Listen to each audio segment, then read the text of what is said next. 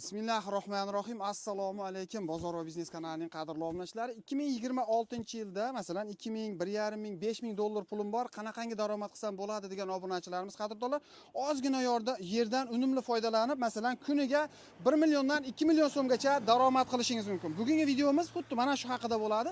Kimga qiziq bo'ladigan bo'lsa, videomiz oxirigacha kuzatsalang, hammasini masalan qanaqangi biznes, qayerlarda qilsa bo'ladi, qancha daromad qilsa bo'ladi, hammasini yoritib beramiz. Va albatta sizlardan iltimos, bitta like bosib biznes boshlayman degan aka-ukalarimizga jo'natib qo'ysalar, kimgadir juda katta foydasi tegib qolishi mumkin. Qadrdonlar, hozir esa mana usta akamizdan to'liq ma'lumotni olamiz. Assalomu alaykum. Usta aka, yaxshimisiz? Rahmat. Allohga shukr. O'zingiz yaxshimi? Charchamayapsizmi? Usta aka, gapimiz isbotiga o'zingizda ishlab chiqarish bor ekan. Bor yo'g'i 2 sotik joydan bir kuniga qanchadan daromad qilyapsiz? Aka, hozirgi kunda 1 million 700 ming naqd qoladigan, o'zingiz rasxodlaringiz mayda chundan tashqari 700 ming naqd pul qoladigan biznes ko'rsatamiz aka, xudo xolasa obunachilarimizga. Agar qiziqqanlarga bo'lsa, noldan ham o'rgatib qo'yasizlar. Noldan aka, noldan o'rgatib qo'yamiz.